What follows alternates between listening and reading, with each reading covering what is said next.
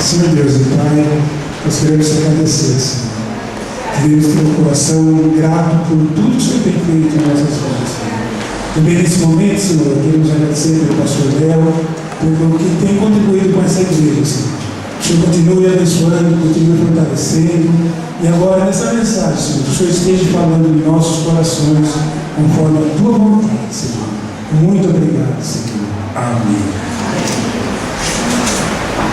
Amém, amém. Vou ficar daqui para não esquecer os irmãos que estão lá na galeria. Vou pedir você para abrir em Lucas capítulo 17. Enquanto você está abrindo, eu quero lembrar dois pequenos avisos. No dia 11, essa semana, vai ter o direito de ser em Constante. Procura o Fábio Nakai. As células que se reúnem nas quartas-feiras, se quiserem ir lá, que todo mundo vá, estão liberados, vá, é uma ação importante, vá lá participar, leve um brinquedo, envolva com as crianças, se desejarem, de minha parte, estão liberados, amém? Para participar, se conseguir mudar o dia para não perder a aplicação, amém? Se não também, amém. E na segunda-feira, de amanhã a 8, dia 16, teremos então um lançamento da nossa banda de rock e também uma campanha de Natal para Tireticê, a BESE e o nosso espaço na nossa peixe. Se você não vai e não gosta e não quer ir, amém? Mas doe também um brinquedo, procure a gente quer levantar uma grande quantidade de brinquedos para doar também. O Tireticê está precisando para a brinquedoteca, para as nossas crianças no satélite e para a BESE, que é o projeto social da nossa igreja da Vila Georgina. Então Deus tem mexido com a gente, eu tenho ido para a prática. A gente fica adorarei, e eu tenho me perguntado quando é que eu vou adorar. Então vamos fazer música com ação, e isso é a nossa proposta. A gente vai, se você tem amigos, convide ele para ir. Não vai ser um culto, vai ser um evento, um show com músicas que tratam de crítica social, política, mas também espiritual, porque o homem é tudo, né? Tem o lado da fé também que a gente vai estar discutindo. Eu creio que vai ser um grande evento e eu espero arrecadar muitos brinquedos para a gente estar doando para os nossos projetos. Amém? Procura ele Itamar, dá o seu nome se você quer ir, porque tem limite de vagas lá no auditório da Mackenzie. Será segunda-feira de amanhã a 8, dia 16, às 20 horas, no auditório da Mackenzie. Se você der o nome, você chegar lá, vai ter alguém na portaria que vai estar com os nomes lá de entrada devido à quantidade de pessoas. Se você conhece jovens, amigos, faça isso lá. Esse dia eu tive um contato com ex-alunos do Tonelli, lembra das aulas lá? As aulas de guitarra e roqueiros, né? Então convidei eles para ir, segundo eles vão, creio que vai ser muito bom. Abriu aí Lucas 17. Queria pedir sua preciosa atenção, não a mim, mas ao texto. Eu espero, pela graça de Deus, na minha limitação, ser um pouquinho usado, né, para transmitir, ser voz de Deus aqui. Olha a chuva que penso, para refrescar um pouco para nós, né? Lucas capítulo 17, todo mundo achou? Eu quero ler do versículo 11 em diante. Aí os 10 leprosos, algumas traduções. Diz assim: a caminho de Jerusalém, Jesus passou pela divisa entre Samaria e Galileia. Ao entrar num povoado, 10 leprosos dirigiram-se a ele, ficaram a certa distância e gritaram em alta voz: Jesus, mestre, tem piedade de nós. Ao vê-los, ele disse: vão mostrar-se aos sacerdotes. Enquanto eles iam, foram purificados. Um deles, quando viu que estava curado, voltou louvando a Deus em alta voz. Prostrou-se aos pés de Jesus e lhe agradeceu. Este era samaritano. Jesus perguntou: não foram purificados todos os 10? Onde estão os outros 9? Não se achou nenhum que voltasse e desse louvor a Deus, a não ser este estrangeiro. Então ele lhe disse: levante-se e vá, a sua fé o salvou. Amém? Até aqui. Quando esse texto iluminou, né, na mente, no coração, comecei a perguntar, a ler esse texto e pensar o que eu deveria transmitir e falar nesse texto. Não vou dar nenhum tema de início, porque eu comecei a fazer algumas perguntas.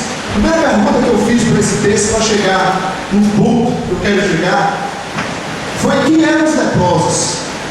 A gente fala de lepra hoje, apesar de ainda está acontecendo, está voltando alguns casos, mas a gente olhava para aquela época de Cristo, quem eram os leprosos? Foi a primeira pergunta que eu fiz ao começar a ler o texto. A gente pega várias traduções, começa a ler, e aí eu comecei a olhar quem eram os leprosos.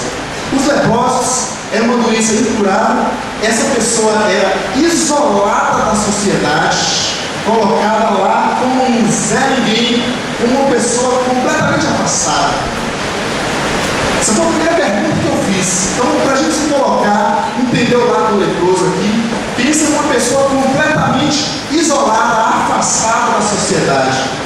Esses eram os leprosos. Pessoas que não tinham direito, pessoas que não tinham vida social, apenas entre eles. Eram pessoas completamente excluídas da sociedade. Esses eram os leprosos.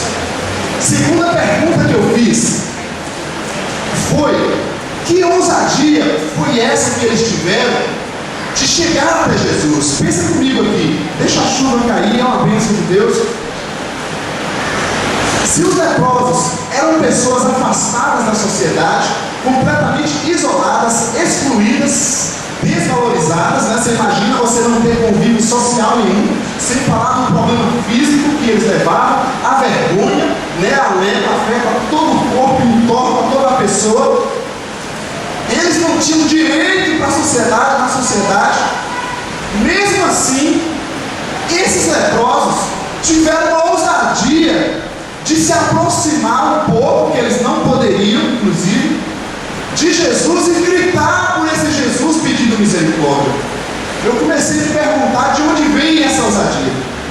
O que fez com que essas pessoas que estavam lá no fundo do poço, que ninguém da sociedade valorizava, que ninguém procurava essas pessoas, que eles não tinham um pingo de respeito da sociedade, de valor, eles saem daquele buraco e aproximam um pouco do mestre e começam a gritar para ele. Comecei a me perguntar nisso também. De onde veio tamanha ousadia, tamanha fé dessas pessoas para tentar essa misericórdia em Jesus? Eu acredito que muitos de nós, quem sabe só eu, se estivéssemos na situação deles, eu não sei se a gente teria essa fé, esse ânimo, essa ousadia, essa coragem de chegar para ele e falar assim: tem misericórdia de nós, porque eles não tinham valor nenhum para a sociedade. Onde é que eles arrumaram esse valor para procurar o mestre pedindo misericórdia? Isso me chamou bastante atenção. Outra pergunta que eu fiz, se você lembrar do texto, Jesus falou o que para eles? Eles ficaram: mestre, tem misericórdia de nós. Jesus falou assim: vai mostrar para o sacerdote. Foi outra coisa que me deixou perturbado, né, nesse texto.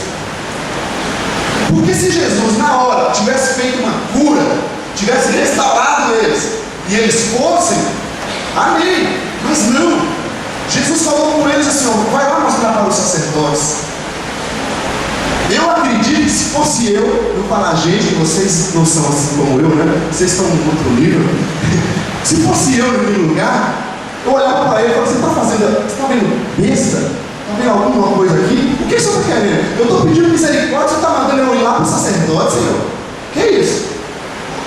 Se você não quer ajudar, fala logo, tudo bem. Agora, se eu querer fazer a gente já está sofrendo, ainda mandar a gente correr até o sacerdote só para sofrer humilhação, eu pensaria exatamente assim. Ou você não? Mas eles tiveram fé, gente. Foram lá mostrar para o sacerdote. Aí você deve estar perguntando: por que mostrar para o sacerdote?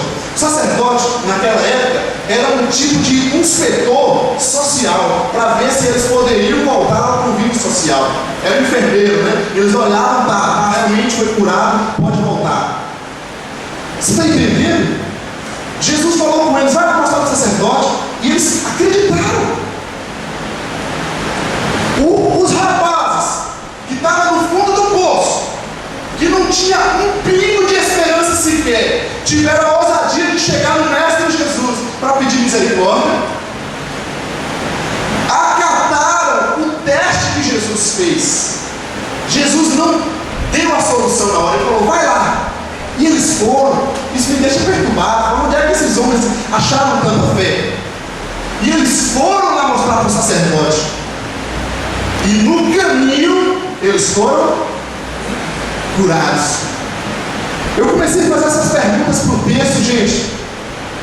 Então, o que veio no meu coração, mais uma pergunta: por que toda essa fé, todo esse ânimo, toda essa ousadia desses 10 leprosos não resultou numa gratidão de todos eles? Está entendendo? Sim ou não? Eles tiveram fé, ânimo, disposição, seja lá a forma que você quiser chamar. Eles foram atrás do mestre, eles saíram do buraco quando todo mundo deixava eles lá. Jesus testou eles, mandou eles lá para o sacerdote sem a solução imediata, e eles foram lá, acreditaram. E aí eu fiz mais essa pergunta: e por que toda essa fé não resultou numa transformação, numa gratidão, em algo novo na vida deles? Fazendo essas perguntas, eu comecei a pensar, vamos colocar interrogações, né? Que quem sabe isso está mostrando um tipo de fé, uma fé interesseira, uma fé que busca a ajuda de Deus, mas nunca busca o Deus da ajuda, de toda ajuda. Uma fé que busca o Deus abençoador, mas não busca o Senhor da bênção. Uma fé, se é que a gente pode chamar de fé, eu acredito que tem a fé geral e a fé específica. A fé geral é a pessoa que acredita que ela vai. A fé específica é quando eu creio em algo, no Messias. A gente não vai falar disso hoje, não é fé. A minha atenção não está na cura deles e nem na fé deles. Mas por que toda essa fé, que todo esse ânimo não gerou uma atitude diferente de gratidão na vida deles? Isso me perturbou. E tem mexido com a minha cabeça também. Se a gente for olhar para a nossa sociedade, toda a nossa ênfase é na ajuda de Deus. É ou não é? E nós precisamos sim da misericórdia dele. Claro, não tem nenhum erro nisso. Nós oramos toda quarta, toda quinta, pedindo a graça de Deus sobre as pessoas. Não tem nenhum problema nisso. Mas, gente, o que isso está mostrando para nós é que o tipo de fé que eles tiveram aqui foi uma fé egoísta, interesseira. Uma fé apenas em buscar o que eles queriam, do jeito que queriam, na hora que queriam, que quando conseguiam, perdem para que quer, eles não quiseram saber do mestre.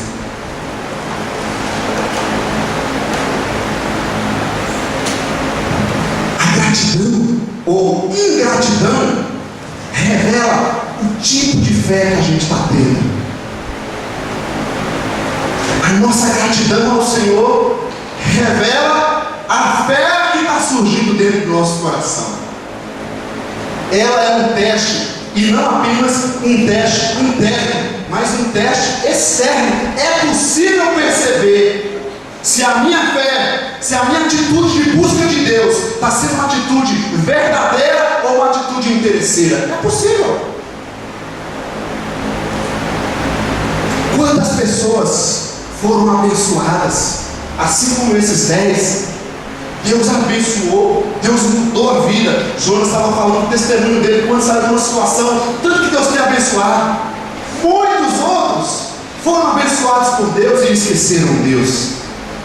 Quantas pessoas participaram de oração, fizeram jejum, quando estava buscando algo, quando estava necessitando algo, quando conseguiu ou não conseguiu, depois que passou aquilo que ele estava buscando, o que ele fez?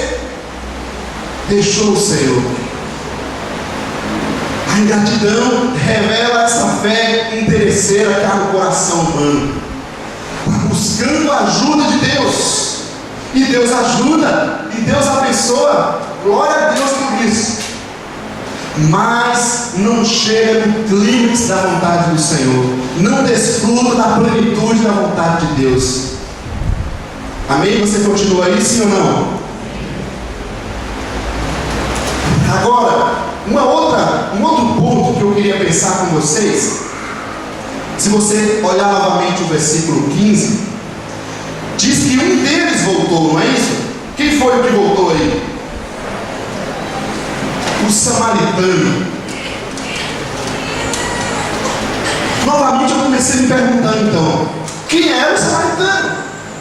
Se a gente perguntou quem era o leproso, agora fiz a pergunta, quem era o samaritano? Os samaritanos eram judeus miscigenados, misturados com outras culturas, e eles não eram considerados judeus no mesmo nível. Tipo assim, paulista e nordestino, sabe? Aquele negócio assim, nordestino é um brasileiro, é o povo lá, né? Eu sei que vocês pensam assim, não adianta fingir que essa carinha de santo todo mundo, não, irmão, que é isso? Eu sei que é assim, baianada, não é assim que vocês falam? Condena, meu pai. Brincadeira. Olha, os judeus puros, que não tinham mistura, eles desprezavam os samaritanos. O samaritano era um judeu inferior, não era um judeu puro. Lembra de Hitler, né? Que era um alemão puro, era mais ou menos assim. Então o samaritano era uma pessoa desprezada, ele não tinha os mesmos direitos dos outros judeus. E foi apenas o samaritano que voltou. O texto não fala dos outros 9, quem que eles são, mas provavelmente eram judeus, para dar esse destaque nesse samaritano. Quem era o samaritano? Aí, gente, eu faço outro ponto, uma outra aplicação. Não era mais óbvio os judeus puros, que conheciam a Escritura, que estavam nas sinagogas, que tinha todo o Antigo Testamento na mão, que tinha a esperança do Messias, voltarem e agradecerem o Senhor? Eles que conheciam todas as ferramentas, toda a Escritura, não era mais óbvio eles voltarem? Mas eles não voltaram. Vamos pegar aqui os crentes, não é isso? Aqueles que já creram, aqueles que já conheceram, mas eles não voltaram. Nós sabemos que a questão religiosa do judeu, eles sempre se diziam, nós somos os filhos de Abraão. Eles falavam isso para Jesus. Os judeus esperavam o Messias, mas aconteceu algo com a espiritualidade deles, se tornou uma religiosidade. Espiritualidade é diferente, termos à parte, mas é diferente de religiosidade. Eles se apegaram tanto a questões religiosas que eles começaram a ser advogados, defensores de Deus, se acharam possuidores, doutores da lei. Eles tinham direito da Torá, da Escritura, começaram a se tornar orgulhosos. Quem sabe eles pensaram assim, esse profeta qualquer aí que nos curou, foi mais do que a obrigação dele nos curar, porque nós somos os judeus, nós somos os batistas da Filadélfia, nós somos os cristãos, nós já temos tanto tempo de vida cristã. Eles pensaram assim, não deu nada que voltar lá, ele fez mais do que a obrigação dele, nada mais. Já o samaritano teve uma atitude completamente diferente. O que não era, fez. Lembra disso? Né? Parece que Deus gosta de escolher os que não são, não é assim? Isso me lembra, eu queria que você abrisse em Romanos capítulo 12, versículo 3. Romanos capítulo 12, versículo 3. Por favor.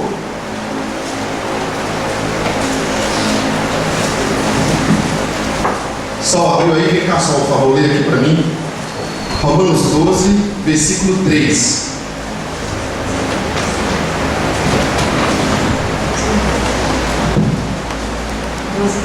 Porque pela graça que me foi dada, digo a cada um dentre vós, que não pense de si mesmo além do que convém, antes pense com moderação, segundo a medida da fé que Deus repartiu a cada um. Quando eu estava lendo sobre isso, esse texto me veio na cabeça. Em outras palavras, o apóstolo Paulo está dizendo assim: não se ache mais do que você é. Não se gabe muito não, rapaz. Não se ache o bambambam, o cara, o fulano de tal, ou a fulana também, né? Seus títulos, sua riqueza, seu grande nome, seu sobrenome. Aqui também gosta de falar muito de sobrenome, né? Seu sobrenome, não ache mais do que você é, não. Deus está dizendo para nós, seja um pouquinho mais humilde, baixe a bola.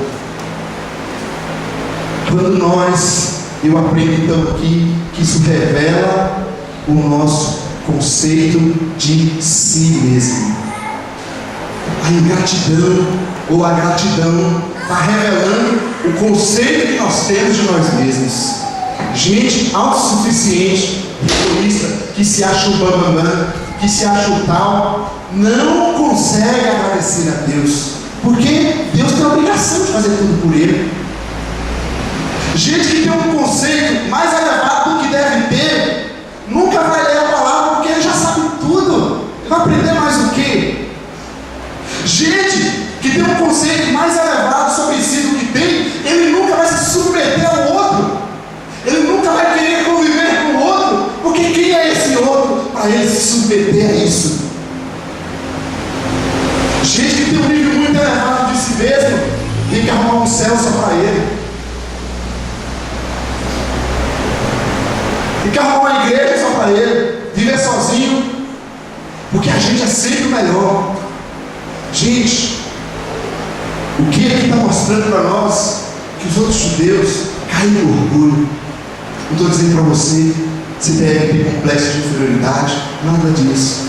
O texto está falando para nós, não pense mais de você, não pense em você mais do que você é. Se concentre, se contente com o que você é. Seja humilde. Não deixe o orgulho entrar no coração. Eu penso que a gente começa a orar a Deus, a gente ora meia hora, todo dia, meia hora de oração. Aí olha a espiritualidade, né? Está ajudando, né? Aí o orgulho humano começa a bater, aí a gente vai passando, vai chegando, a gente entra assim, eu estou aqui na frente falando, a palavra minha deve orar uns 5 minutos por dia. Aí o orgulho religioso começa a bater na gente, né? E a gente começa a se sentir, se achar melhor do que o outro. Porque eu oro meia hora, até oro uns 5 minutos. Ou, eu evangelizo bastante. Olha, coisa boa, não é isso? Orar é bom. Aí eu começo a achar que eu faço bastante, eu começo a dar para o Bruno. Eu não quero evangelizar nada, eu faço muito mais. Vocês se lembram? Eu estou falando, vocês estão lembrando de algumas situações bíblicas? Quando os judeus chegavam assim, Senhor, batia no peito, né? Que eu oro 3 vezes ao dia, eu faço isso, faço aquilo. Quem sabe muitas vezes nós estamos exatamente fazendo isso, gente. Está vendo, Senhor? Eu orei hoje. Está vendo, Senhor? Eu fiz isso. Está vendo, Senhor? Aquilo que era bom se torna um orgulho, se torna um mal para a nossa vida. Não é errado orar e evangelizar, não é nada errado servir. Agora, se nós brincarmos, isso toma o nosso coração, se torna orgulho e a gente começa a achar que a gente é alguma coisa. E aí não há gratidão, porque a gente é bom demais para agradecer ao Senhor. Qual o conceito que nós temos de nós mesmos? Isso vai implicar em tudo na nossa vida. Vai implicar em tudo. Nossos relacionamentos em geral. A gente vai saber ser mais humilde, a gente vai ter um viver diferente.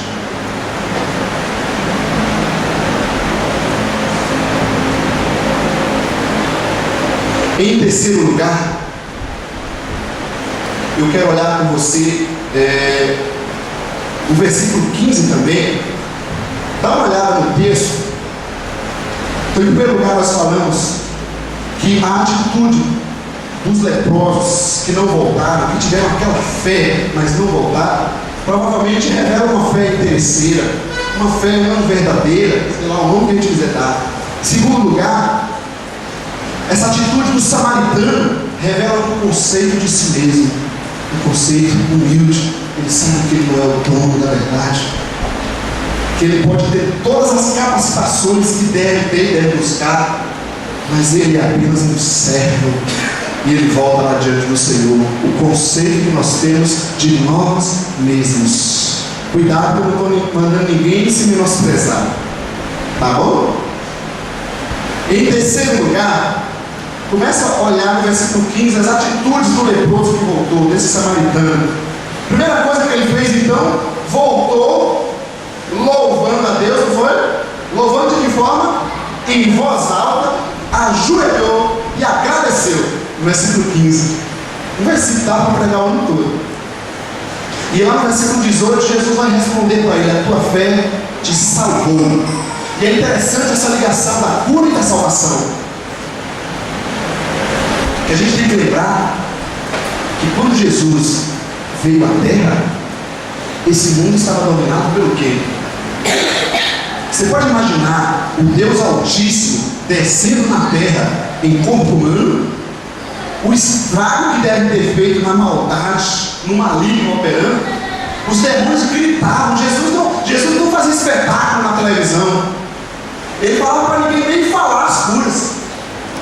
Mas o efeito foi tão grande pela presença do Criador que as pessoas saíram gritando para todo lugar, anunciando. É interessante, hoje a gente precisa, a gente não, né? Deus me livre. Esse povo precisa ficar fazendo espetáculo, chantagem, propaganda com as curas que Deus está fazendo.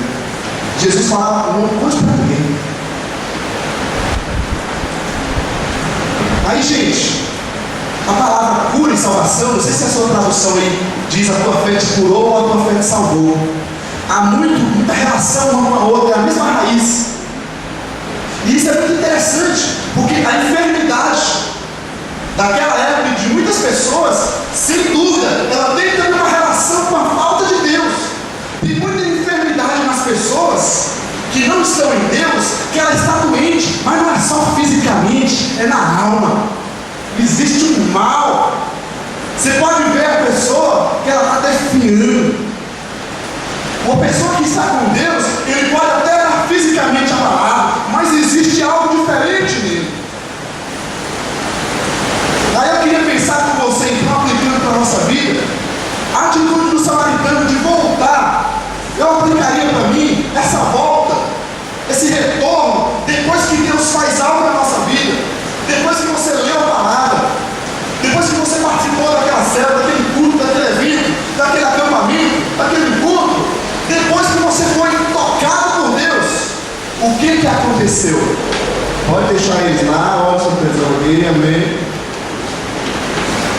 Deixa que eles servem vocês. A pergunta que eu faço: você já foi de alguma forma abençoado por Deus? O que aconteceu depois disso?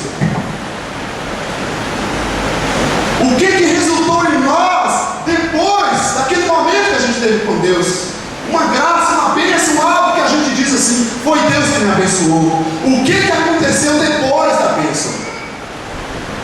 Houve uma volta? Houve um retorno ao Criador? Houve essa volta, eu diria, essa entrega? Ou o coração rapidamente se endureceu novamente e seguiu o seu próprio caminho? Porque Deus está operando, está ministrando com a gente, está falando na vida da gente, está nos abençoando. É para todas as pessoas, a chuva é para todos, não tem diferença. A diferença está naquele que volta para o Senhor ou não volta. Deus já tem feito muitas coisas na sua vida, inclusive se você está vivo, você pode não acreditar, mas é Deus que está sustentando, porque a hora que Ele desligar o fogo de vida, a gente vai apagar.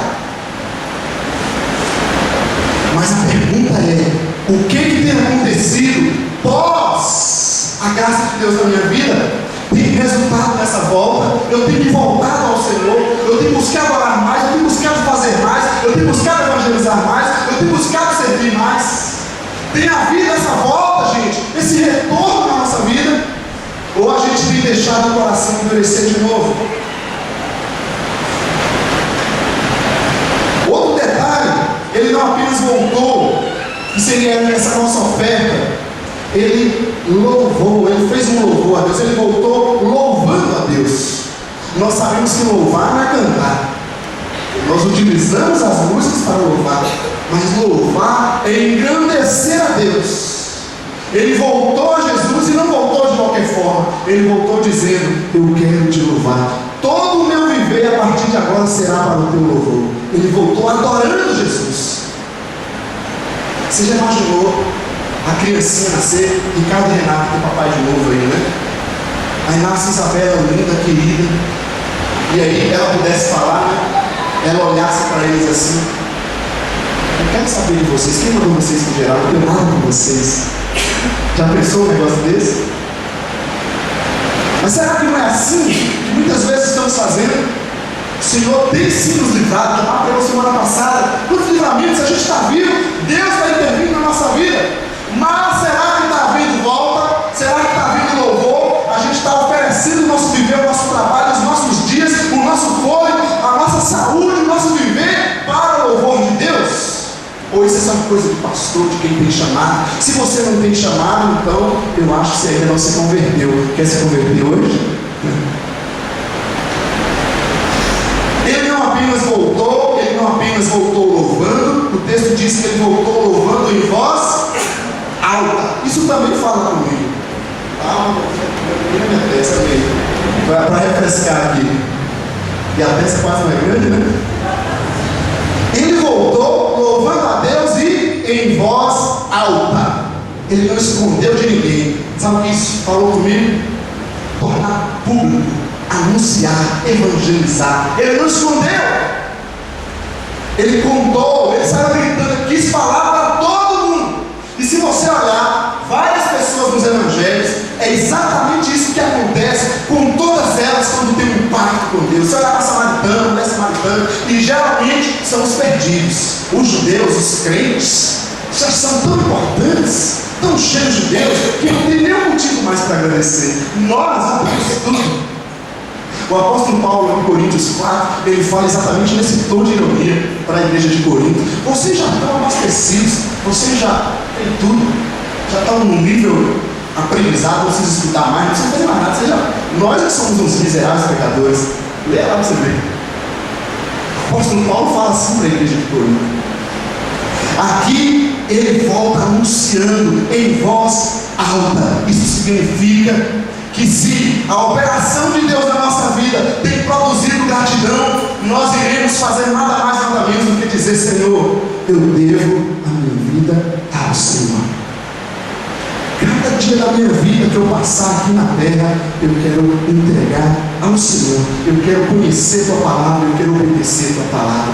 Não pelas minhas forças, mas é porque eu não tenho outra coisa a fazer a não ser me entregar ao Senhor.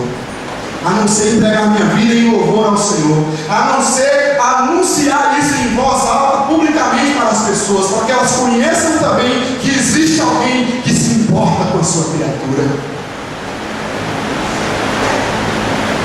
Ele não apenas voltou louvando em voz alta, mas diz o texto que ele ajoelhou diante do Senhor. Isso é um sinal de rendição.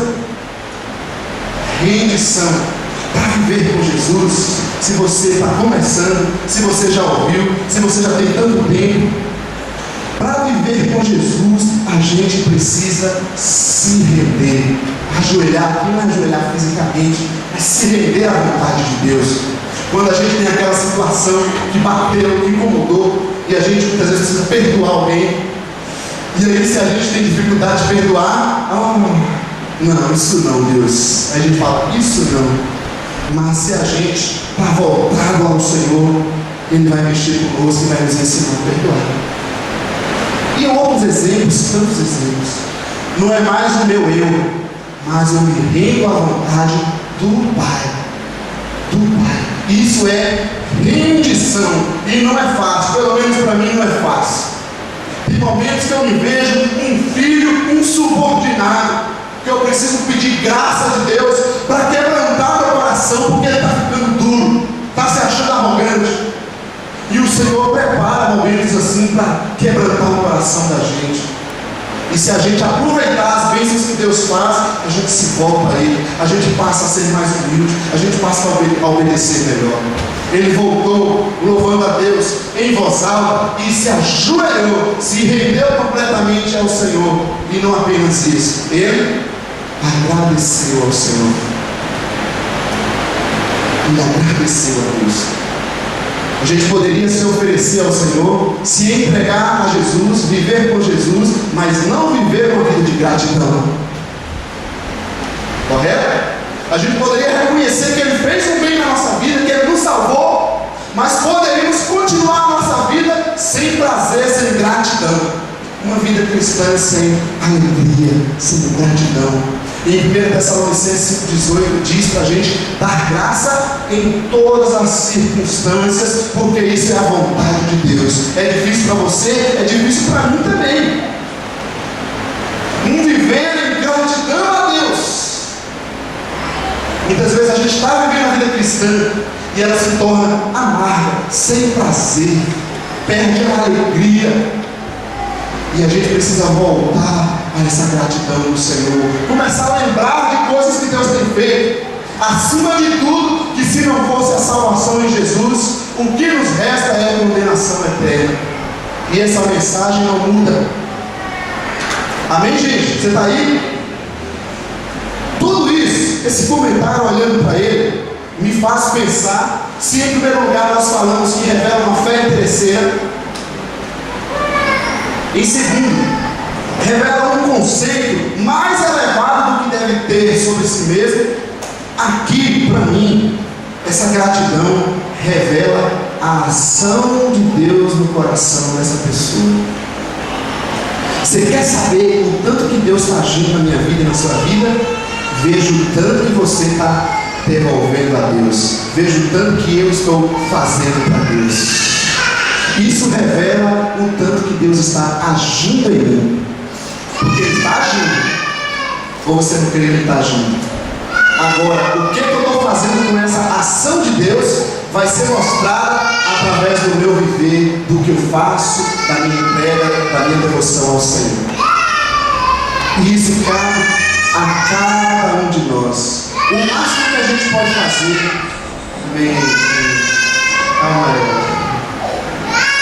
o máximo que a gente pode fazer é falarmos com os outros, motivarmos aos outros, encorajarmos aos outros, mas ninguém pode colocar isso no coração um do outro. Deus está agindo, está falando através da sua palavra, através da natureza que está revelando Deus. Deus está agindo através da paciência. Em 2 Pedro diz que Ele não voltou ainda esperando que mais pessoas se arrependam. Deus está agindo na nossa sociedade, Deus está agindo na igreja, Deus está agindo na sua vida individual. Agora, o que essa ação de Deus está produzindo em nós vai ser revelada. Isso vai demonstrar a nossa gratidão ou não ao Senhor. Amém? Que tanto Deus está agindo na sua vida? Veja pelo tanto que você está se ofertando, se oferecendo e fazendo e vivendo com Cristo. Quando a gente vive em gratidão, não em gratidão, a oração ela não é orgulho. Sabe por que a gente ora? Porque a gente quer tanto agradecer a Deus e louvar a Deus. A gente não vai pedir apenas pelas nossas necessidades, a gente vai porque a gente necessita da presença dEle.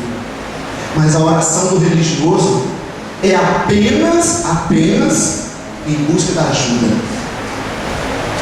A oração do discípulo, daquele que tem um coração grato ao Senhor, é pela presença de Deus. Quando a gente vive em gratidão a Deus, a gente não evangeliza para ser o melhor. A gente compartilha Cristo porque a gente sabe que só Jesus é o caminho, a verdade, a vida, e as pessoas precisam ouvir do Senhor. Isso não nos traz nenhum mérito. Quando a gente vive em gratidão a Deus, a gente não lê a palavra para querer ter muito conhecimento e demonstrar o nosso conhecimento. A gente lê porque a gente tem uma sede no nossa alma, no nosso interior, que a gente precisa dessa palavra para alimentar, senão a gente começa a tremer, assim como acontece fisicamente. Quando a gente vive em gratidão a Deus, a gente serve não por obrigação, a gente serve porque a gente não tem outra coisa a fazer senão agradecer ao Senhor. Quando a gente entende a gratidão a Deus, a gente se oferece completamente ao Pai e diz como Pedro diz: Senhor, não tem outro lugar para ir, só o Senhor tem a vida. Eu não quero ir para nenhum outro lugar. É por isso que eu estou aqui até hoje. Eu creio que é por isso que você está aqui também. É um sinal de gratidão a Deus. O máximo que você fizer servir a Deus, o máximo, pense no máximo aí, multiplica.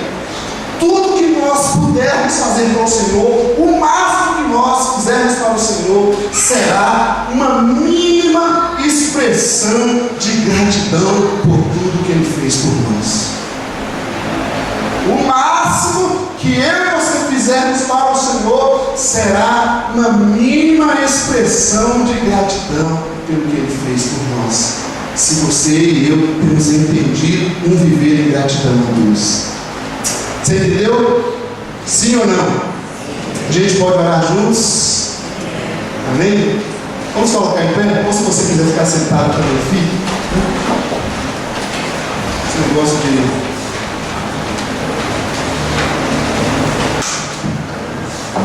Pode cantar a sua presença, só o primeiro, só no teclado mesmo para mim.